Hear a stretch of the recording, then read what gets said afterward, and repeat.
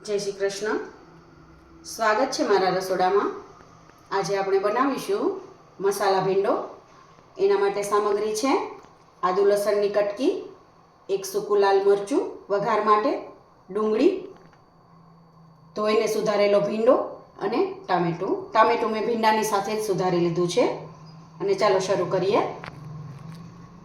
આ રીતથી તમે બનાવશો તો ખૂબ જ સરસ સ્વાદિષ્ટ ભીંડો બનશે અને બાળકોને તો ખૂબ જ ભાવશે। તેલ ગરમ થઈ ગયું, મરચું નાખ્યું, હવે આદુ લસણની કટકી નાખીશું।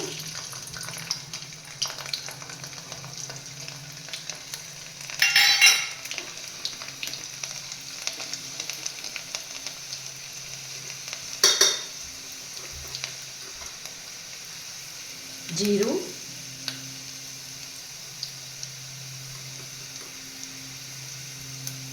અને હિંગ।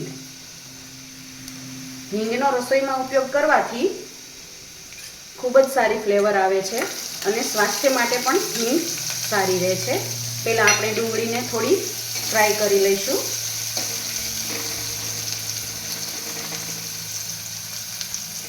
આપણી ડુંગળી સરસ સંતળાઈ ગઈ છે। હવે એમાં આપણે સુધારેલું ટમેટું અને ભીંડો એડ કરી દઈશું।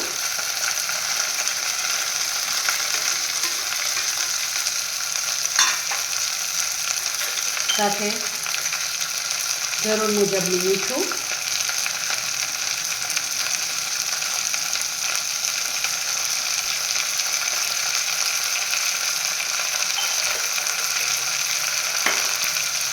અને થોડી લાઈટ એવી ખાંડ નાખીશું।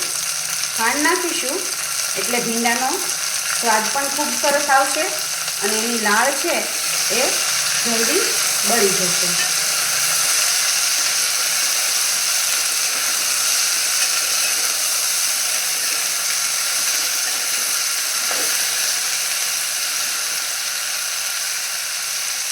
હવે ગેસની આંચ ધીમી કરી દઈશું અને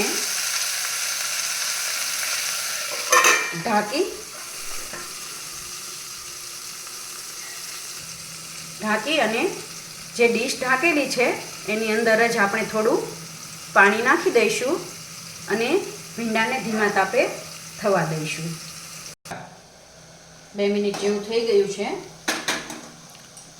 આને આપણે વચ્ચે હલાવી લઈશું।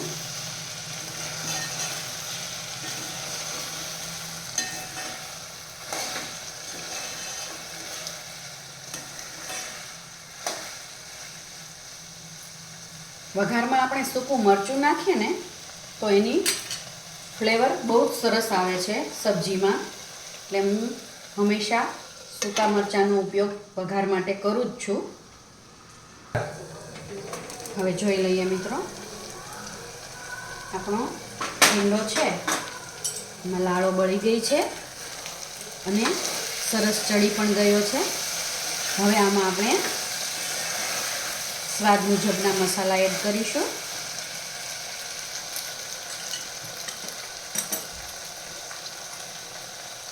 લાલ મરચું,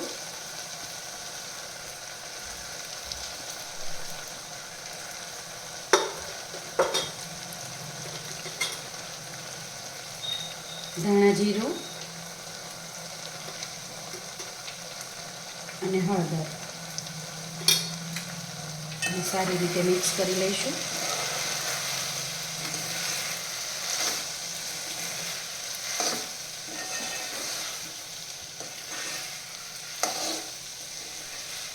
અને આ મસાલા છે એ કૂક થાય ત્યાં સુધી 2 મિનિટ માટે આપણે ફરી ઢાંકીને રહેવા દઈશું, એટલે આપણો મસાલા ભીંડો, જો આપણો ભીંડો તૈયાર થઈ ગયો છે અને ખુશ્બુ તો ખૂબ જ સરસ આવી રહી છે। તમે પણ બનાવજો અને ટેસ્ટ કરજો।